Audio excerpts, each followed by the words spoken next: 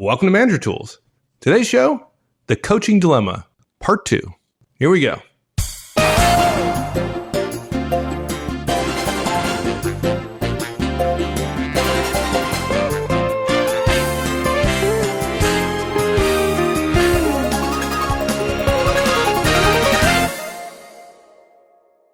And we're not done.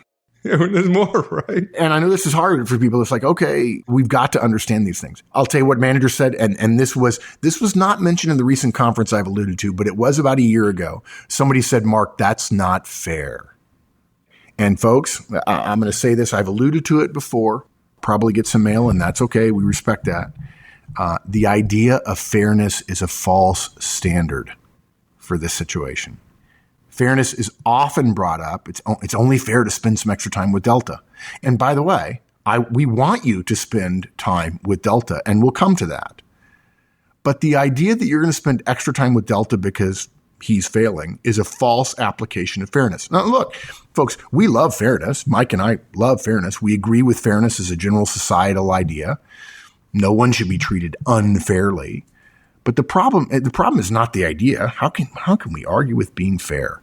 The problem is misapplication. And frankly, you could have long arguments about societally what actually is fair. That ends up being in the political arena. And whenever I hear a politician say, well, it's just fair, they're not willing to reason out their logic, reason out their argument. They want to align themselves with a universally respected moral idea, which is fairness. Yeah, so it reminds me of a joke a friend shared with me one time about the father who had a daughter at college. And when growing up, the daughter was always, hey, we need to give things away. We need to help people. It's only fair to help the needy, et cetera, right? We're richly endowed. Fairness would suggest we give it away. Who are not. It's only fair. Yeah. And right, and the kid comes back from college and is talking about how great she's doing, right? She's got straight A's, but she's getting it because she's busting her ass, right? She's studying every weekend. She's not out partying. And she starts complaining about her friend, right? And her roommate. And her roommate's partying, not doing well, right? C's and D's, right? And the father goes, well, why aren't you spreading the wealth? Why aren't you giving some of your good grades to your friend? She goes, well, that wouldn't be fair. I'm busting my ass. Well, that's exactly how the alphas are thinking about the time you spend with the deltas. Here I am. I'm busting my ass. I'm getting good results. I'm doing stuff with the business. And where are you going to spend all your time? Yeah. With the guy who's not. Yeah. Okay, so the D may think it's fair to spend time with the D. But I have to tell you what, the A doesn't think it's fair. And that goes to the whole point of this is just a false application of fairness. It's not fair. And I can make an argument it's totally unfair to spend time with the D.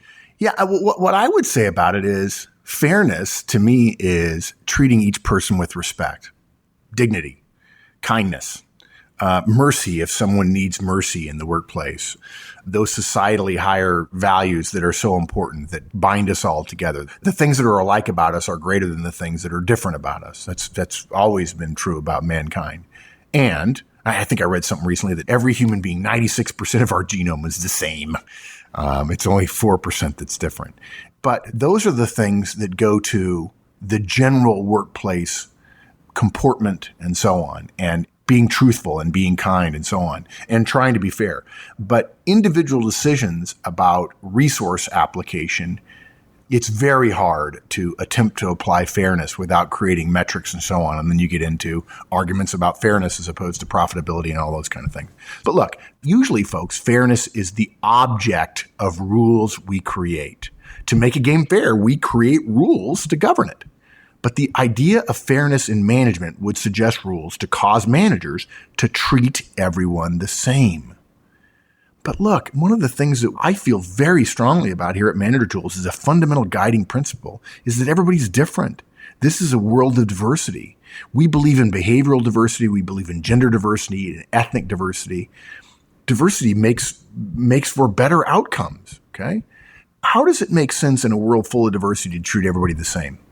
Why manage a sharp, high performer the same as a low-performing non-team player? Imagine him. I'm going to make it worse. Delta is not only a low performer, he's a pain in the butt to work with, and people don't like him. Would we be okay with managing everybody the same and therefore ending up with alpha gradually trending toward the middle and maybe delta trending toward the middle as well? By that thinking, wouldn't we therefore want to have no high-margin products? We'd only want products that are in the median. And if in fact one of them started getting better, we should probably uninvest in that one, invest in one that was lagging behind, right? Look, we're not saying when people bring up fairness, folks, we do have an obligation to retain people, no question. Retention and fairness are often, when I hear the arguments, that they're mentioned together. But let's be clear. Nobody wants to keep Delta more than an effective manager. Nobody. The ineffective manager wants to be busy doing it. The effective manager wants to be effective doing it.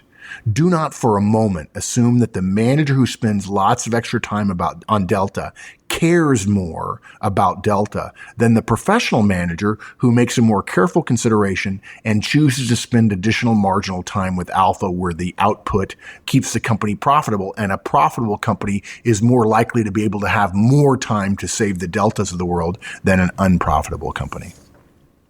Look, if you think about it, saying it differently, something we already said, we don't want to keep Delta at the expense of negatively impacting Alpha, Bravo, or Charlie. Okay, we don't.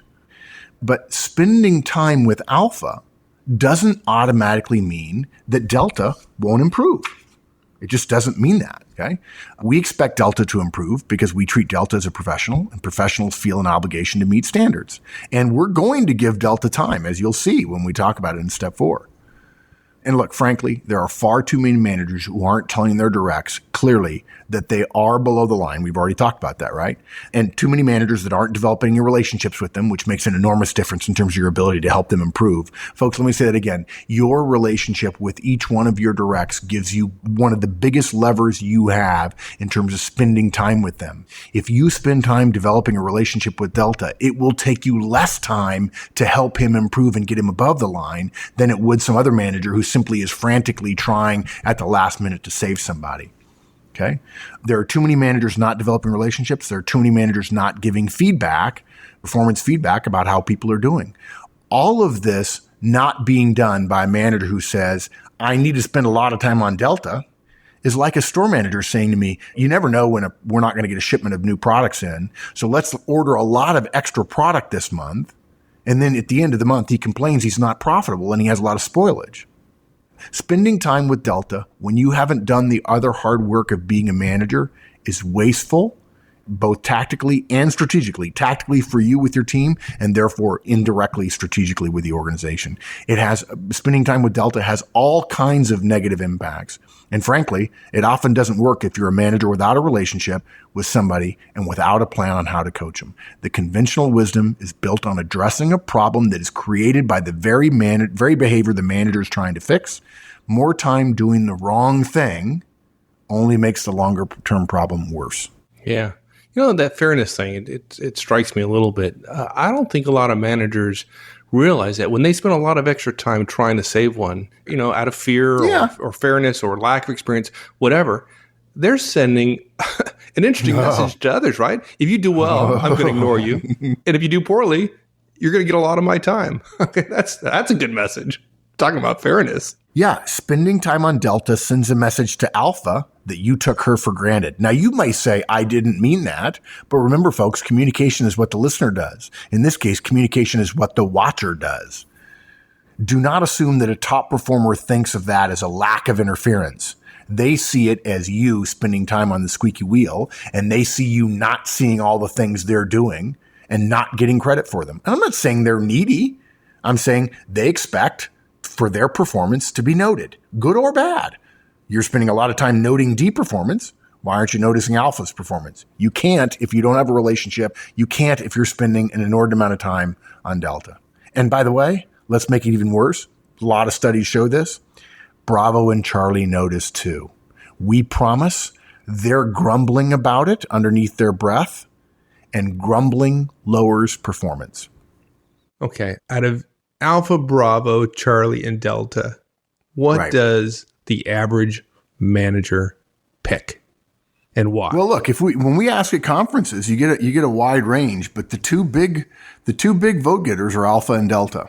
Yep. And the average manager in our experience chooses Delta. They choose to say, if I've got free time, I'm going to give it to Delta because I'm worried, because I'm afraid, because I'm fearful that if he doesn't make it, I will be the one left holding the bag. They don't actually say it that way, but that's where the fear comes from. Right? Yeah, exactly. It's fear, right? Yeah. That's it. It's out of fear they pick Delta. Yeah. Not because of some calculation in terms of what's the best place to spend their marginal time. It's because of fear, the fear of failure. Yeah. And look, folks, we understand what it's like to have HR not ask you about your top performer and how you helped your top performer grow into who he or she is today.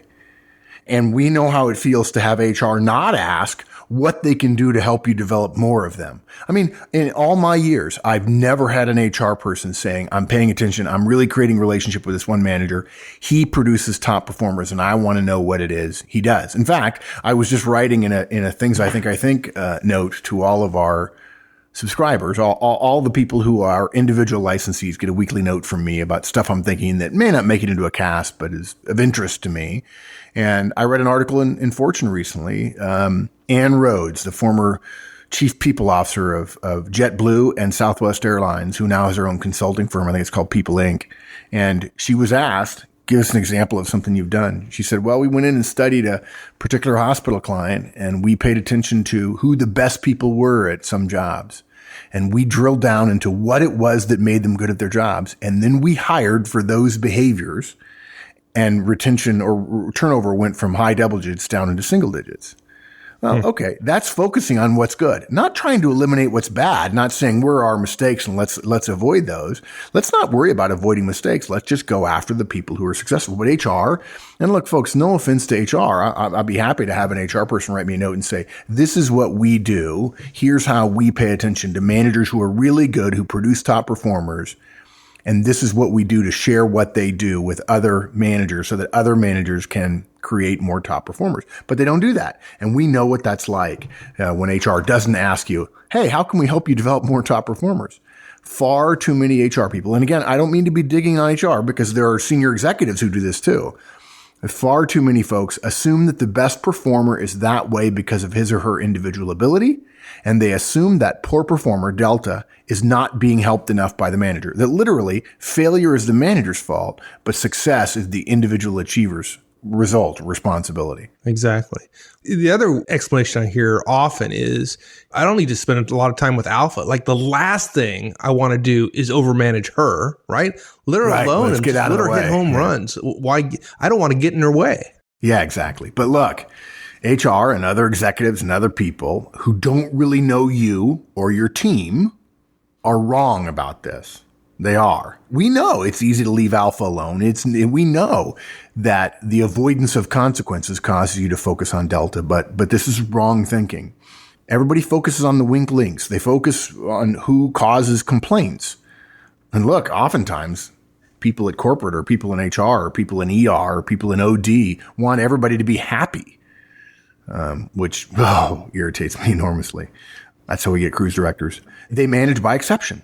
They literally look for the problems and go spend time on the problems. And they don't want to go talk directly to the individual. It's the wrong exception, though, because Alpha's an exception, too. Exceptionally good. Exactly. You're right. Yeah, exactly. Oh, yeah. In fact, that's exactly right. It's just like the word feedback has negative connotations when in fact feedback is both good and bad. Exception is bad, right? And whereas the word exceptional and exceptionally did exceptionally well, people rarely say did exceptionally poorly, right?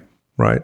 Let's go back to the HR because sometimes folks think we're beating up on HR, but HR exists for a reason. And this is it. And one of the reasons HR exists is because there are thousands of managers every day all over the world walking in and saying, look, I've had enough with this guy with Delta. I'm firing him, right? I'm firing him. So it's no surprise they have a jaded view of managers. They're responding to the environment where managers aren't doing their job and then walk in and do something stupid. Yeah. And the urge toward peremptory firing, well, just I'm going to pull the trigger. In fact, that urge is what causes manager all over the world to say, you can't fire anybody around here. And trust me, what I just said made complete sense. The urge toward firing on short notice, without documentation, without a plan, without an effort to save somebody who the company already has a great deal invest in, is what actually causes, it's the first step in a chain of events that causes managers to end up saying, you can't fire anybody around here. Look, here's what happens. Managers come in. They don't know how to help Delta. They're scared about Delta. They deal with Delta for a while. They do their best to try to help him. But frankly, they know that Delta is still responsible for his or her individual performance. In fact, Delta is. Of course, the manager is too. But the manager would say, well, Delta's responsible. He's an adult. He's responsible for himself. He's not doing the job. And I've been telling him he's not doing the job. And of course, anytime a manager makes a broad statement like that, I've been telling him he's not doing the job. Well, what specifically did you say? When did you say it? How often did you say it? And what examples did you use? Well, I've just been telling him he's not been doing well. Okay, what specifically did you say? Well, like I said, I've been telling him he's not doing well. Yeah, the presentation sucked. Hey, thanks. That's helpful. Thanks. Yeah, give me a quote. And well, I sit down and I say, there's some things we need to work on here. That's not telling somebody they're doing terrible. Because you could say that to a top performer. But look, managers come in, they want to fire Delta, right? HR says, why? What's the history? What have we, and frankly, as the manager, that means you, done to help? Where's the documentation? And the manager storms out and says, you can't fire anybody around here. Right. And exactly. That's just crap. That's just balderdash. I call balderdash. It's just not so. Effective managers fire people all the time. I mean, I'm not talking once a month, but it happens every day the world over. HR helps them do it. Why? How? Because effective managers have spent time trying to help Delta marginally. Okay. Because they've done that, they have plenty of performance information about Delta's failure. They have plenty of records. And by the way, folks, those records don't have to be fancy of the time they've spent. They have notes of conversation, lists of feedback. They have status of coaching plans that they put somebody on. Effective managers spend time, which either saves Delta, which is great, yay, or gives that effective manager chapter and verse for why the amount of time required for improvement of Delta is not justified. And when you do that, HR, sadly, but frankly, in a way, eagerly helps Delta resign or gives them a package or allows the manager to terminate them for performance. I mean, that's how it happens, folks. And HR is doing the organization a service by saying, where's your stuff? You don't got it. And if you don't have the stuff, then you're not doing your job. And just because you can pull the trigger doesn't mean pulling the trigger is the ethical thing to do. And look, all that said, it's okay. We know you're still thinking, I'm afraid I got to worry about Delta. You're afraid you're going to get in trouble for not spending more time with Delta. We understand. One danger of this is that Delta will complain about failing and not getting enough help. And here's what happened, folks. Imagine that Delta does that. I'm really trying, but maybe Delta fibs a little bit or fudges the truth a little bit. It says, I'm really trying, but I'm not getting the kind of help I would have expected. And of course, in Delta's mind, the amount of help he expects is 4 hours a day, every day, which, by the way, is dumb, and you can't do that. And what does HR want to know? How much time you've been spending with Delta. And folks, that proves it. We've been right all along. It's time that matters. Now, look, actually, that's an unfair comparison because the time we're talking about and the time HR wants you to spend are probably two different things. But nevertheless, we promise if you follow our guidance in our last point, you won't have any problem with the question, how much time are you spending with Delta? Right. Let's go, I think, to a legitimate fear that managers have, because many managers know that they're evaluated on retention, right? And I need to spend time on Delta because I need to retain him. If I lose him, either he quits or he's been fired. Yeah. I get dinged on that. Yeah. And look, we start every conference, every effective manager conference with some basic background about how the Trinity was derived. And we teach something that frankly gets a lot of people scribbling early on. Maybe it's just first thing in the morning. And so they're paying attention. They haven't had an earthquake yet like we did in New Jersey, but it's simple. You say there are two things managers are responsible for: results, whatever the organization expects you to achieve, and retention, keeping the people that you have. And we always get a question about, you only mean retention of good people. I say, no, right now, all we're going to do is say retention.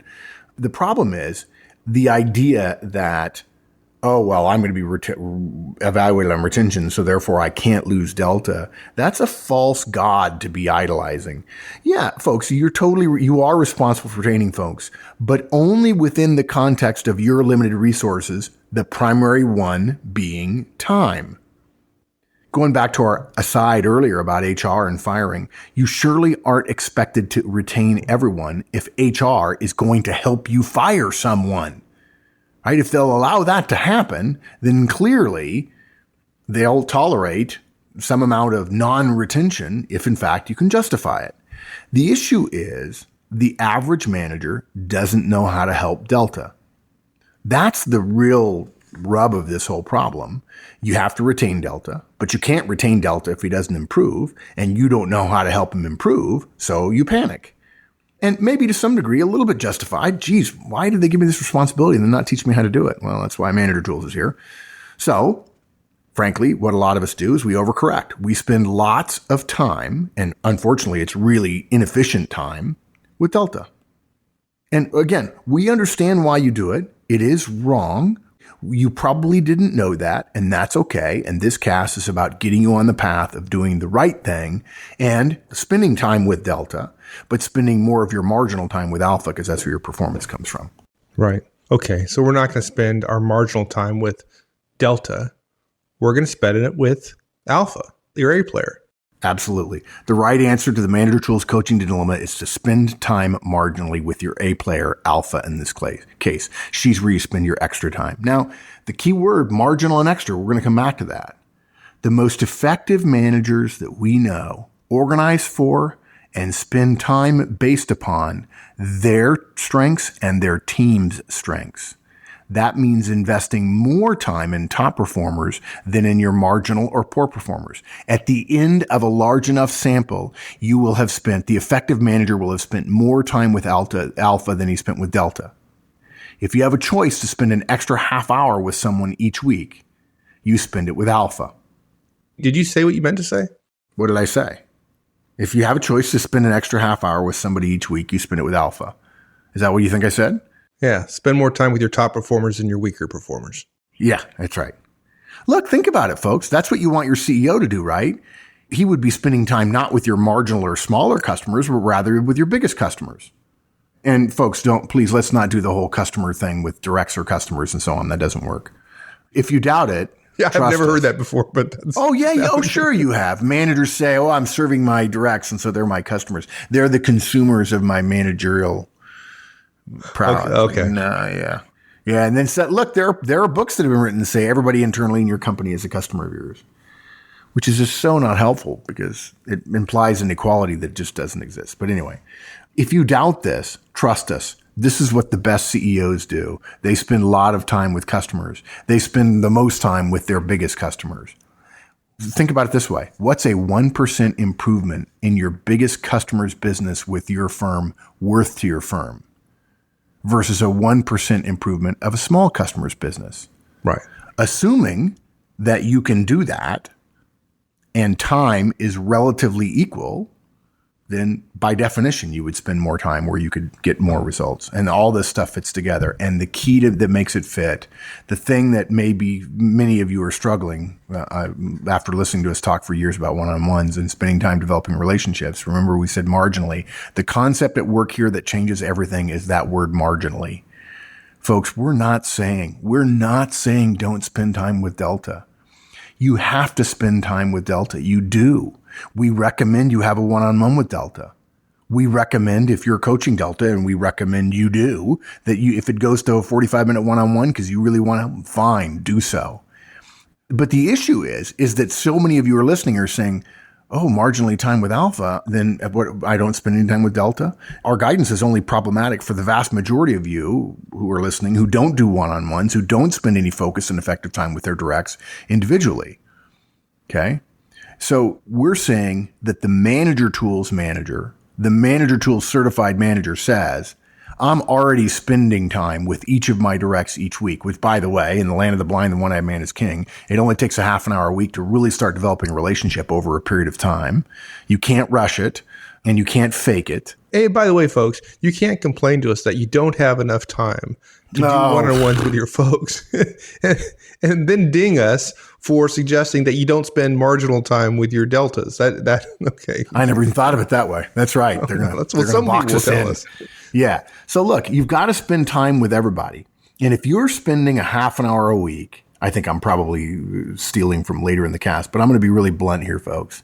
If you're spending half an hour a week with every one of your directs, and the last 10 or 15 minutes of that time with Delta is spent talking about his or her performance and how you can help him be better and what the plan is and whether or not he's on track, and expecting him to keep track of it because it's his self-improvement, not yours. You don't have to do the administration of a coaching plan for one of your directs. They're adults. They can do it themselves. If you're spending that half an hour each week, no HR person worth a nickel is going to stand in your way after you spend 3 or 4 or 5 months, half an hour each week, talking to them about their performance, giving them lots of feedback and developing a relationship with them. Right. Because that's more than 99 out of 100 managers who ultimately end up firing somebody. Yeah. Imagine HR. Look, so here's the thing. Mike's the manager, and I come to Mike and I say, Mike's the HR person, and he comes to me and says, well, Mark, you're thinking about getting rid of this guy, this Joe over here. And Joe's seems like a good guy. He's come to complain to us.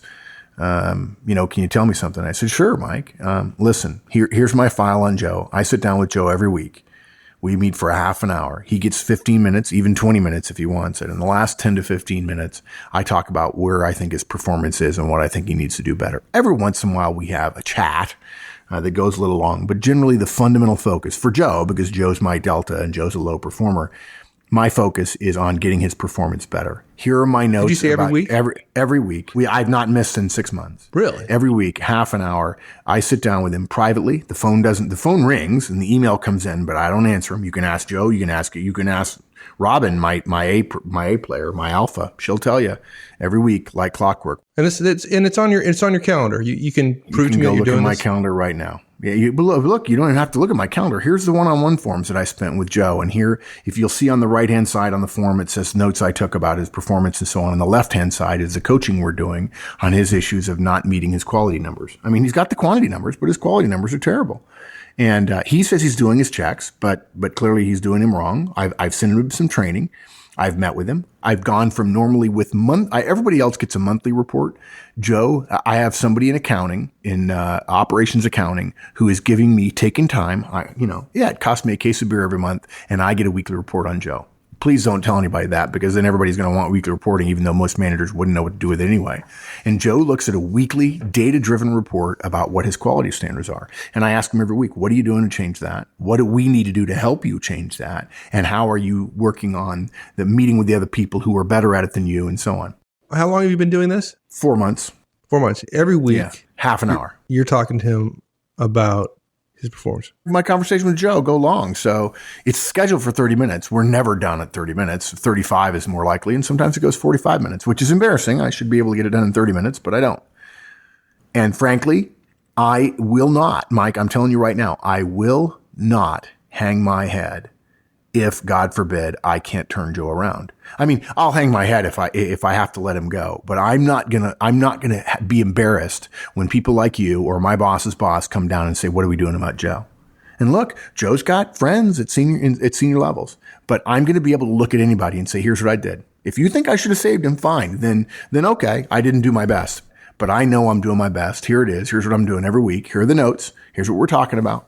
Well, look, Mark, if you have any problems with any senior execs here about what you're doing with this guy, then you just come get me and really, Mike. I'll share the fact. Really, HR is going to defend me around here. So HR is going to defend me against senior people. That's great. I know you're powerful. Absolutely. Yeah, absolutely. Yeah, and I heard a rumor that the thing you came down to ask me about, Mike, was about all the extra time I'm spending with Robin. That she's my top performer, that somebody complained that Joe's struggling and I'm spending time with Robin. I'll be happy to explain that to you as well. But the bottom line is she's my top performer. I don't think I have to go there. I think I'm good enough. Good. That's not even in the show notes, but that was good. Look, okay. A lot of you who are listening who are not doing one-on-ones, I'm telling you now, if you're not doing one-on-ones, if you're not meeting with your folks weekly, you're not developing a good enough relationship. And you're saying, well, but Mark, I do spend time with all my people. I already spend time with my folks, little bits and pieces all day, every day. I have to tell you, folks, that's just one of the stupidest things that managers, I've gotten so inured to it. It's amazing. We've probably addressed this 1,000 times. We'll be doing it forever. And okay, fine. Spending time with your directs, quote, all the time, unquote, or every day, quote, unquote, is not what you think it is. Those brief conversations Look, even if you're polite enough to start by asking how they are, how their kids are, how the weekend was, those conversations, those brief introductory pleasantries are not relationship building. Those things are lost on your directs. You are not creating a relationship or being given credit for spending time with your people if you chat with them throughout the day casually before you talk about work. This is a huge misunderstanding among 90% of managers. You don't get credit for spending time with your folks to allow you to marginally invest in alpha, if in fact delta, Joe in this case, in my example, is failing. Okay. You've got to spend time with all of them, focused, intent time with the desire to build a relationship, because relationships make communication more effective, and communication is the most frequent thing managers do. You've got to spend time in a focused way on a regular basis that you can show as an investment. And if you want to be political about it, so you have a defensible position to HR or other senior people saying, hey, I give everybody on my team a half an hour a week, and we talk about performance every week if it needs to be. And I've got a plan for Delta, and here's what it is. And if you give that baseline, that basal time to everyone, that allows you to invest the really valuable time, whether people are willing to admit or not, the really valuable time with your top performers. And it may not be about making her better at her job. It may be about getting her ready for a promotion so she can infect more people with her abilities and performance and enthusiasm and leadership. And so really the question becomes, how do you spend time with each of your team, not everybody, but each person individually, enough to satisfy a reasonable need for investment, addressing Delta's need that Delta needs to be invested in, while also leaving time for marginally investing in alpha? And the answer, of course, is our one-on-ones. We're not going to talk about one-on-ones in detail here. We've got, 20 or 30 casts about one-on-ones. If you're not doing one-on-ones now, folks, I'm going to say it again. The most important thing you'll ever learn from Mark Horstman and Mike Ozan at Manager Tools is do one-on-ones every week. And Mike, we're the best people in the world to learn from, because we're not naturally people persons, but we know what works. And the single biggest lever you have with all of your folks improving each of their individual performances is developing a more involved, more professional, more direct relationship with each one of them. Absolutely. No doubt about it. You do one-on-ones, you give consistent feedback, you follow the rollout model that we've put out before. You give consistent feedback to each team member, which is a form of performance, it's performance communications, which of course reduces the chances you'll have a delta. You give lots of it. It only takes 10 seconds to do, positive or negative. You coach your team members during one-on-ones. If you're not coaching each team member, okay, fine. It's a lot to do, but absolutely no question you've got to be coaching Delta during your one-on-one with him. Okay? Taking advantage of every opportunity to give negative feedback to Delta is part of your professional obligation. And by the way, we don't mean that there's not any positive feedback for Delta either. There can be. If Delta shows some improvement, praise it. Give positive feedback so that he'll do more of it. Yeah, but then I can't fire him. Just, I've given him positive feedback. Gosh. I'm sorry. Yeah. If that's true, then the contrapositive, is true that you can't promote somebody who made a mistake in the last 6 months, right? That doesn't, yeah. Look, every CEO I know has been fired at one point in his or her career. And folks, it's simple. If you invest in one-on-ones, which can include time for the coaching you'll need to do with Delta and everybody else, you will satisfy all needs your organization has to see you doing everything necessary within the context of time as a limited resource, right, to help Delta become productive.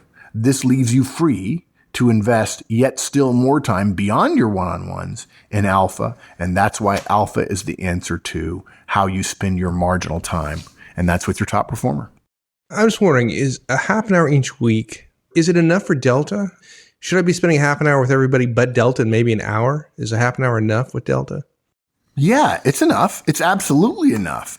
And by the way, we're not suggesting a half an hour in order to get HR off of our backs. No. But I'm doing one-on-ones I'm doing one-on-ones. I have 5 people. I'm spending half an hour with each of them. But maybe Delta, I should be spending an hour one-on-one. That's my question. Half an hour is absolutely enough. Would I fault anybody for spending an hour? No, absolutely not. The problem is if you spend an hour with Delta and you don't invest any more time in alpha, that's the wrong move. Right. Yeah, that's right. That's right the there, wrong that's the definition. move. We're talking about that's the marginal use of our time. Yep. We're talking about a marginal half an hour. You're spending half an hour with everybody, which is enough, right? Yeah. If you have an extra 30 minutes, where would you choose to spend it? Where's the best place to invest that time? And it's not with Delta, right? Yeah. And if you don't have a plan to do it and you spend a great deal of time wasted with Delta, you end up not saving Delta and you end up not having time with Alpha, let alone Bravo and Charlie. Right. And then even if you do save Delta, you lose more performance than you gain by essentially taking your eye off of where the performance really comes from, which is, no offense to Delta, it's from Alpha. Right. The opportunity cost of not spending time with Alpha is greater than the benefit you'll probably get with Delta with that 30 minutes. Yeah. Exactly. Yeah. So we shared a scenario, Alpha, Bravo, Charlie, and Delta. The answer is Alpha. The conventional wisdom is completely wrong for all kinds of reasons. The average manager, we understand, chooses Delta based on fear, but it's the wrong answer. And what we recommend is spending time with everybody and then marginally spending more time with your top performers. Most managers, folks, react with fear. Fear of the consequences, including to their reputation, frankly. Fear of the consequences of a direct performing below standards. We respect that. You overreact. You're not strategic with your time. You're not tactically efficient with your planning. HR, frankly, gets a bad rap for defending the company against those managers who get frustrated and then suddenly want to fire Delta. So folks, don't choose based on fear. Build from strength. Invest reasonably in all of your team, including Delta, who is a human soul and deserves your time as well. And when you have some extra time, invest in your best performing asset like your CEO does, which in this case is Ms. Alpha. Good. All right, my friend. Thanks. Thanks, partner. All right. Bye. Thanks, everyone. That's it. Hope you enjoyed it. We'll see you all next week. Meantime, have a great one. So long.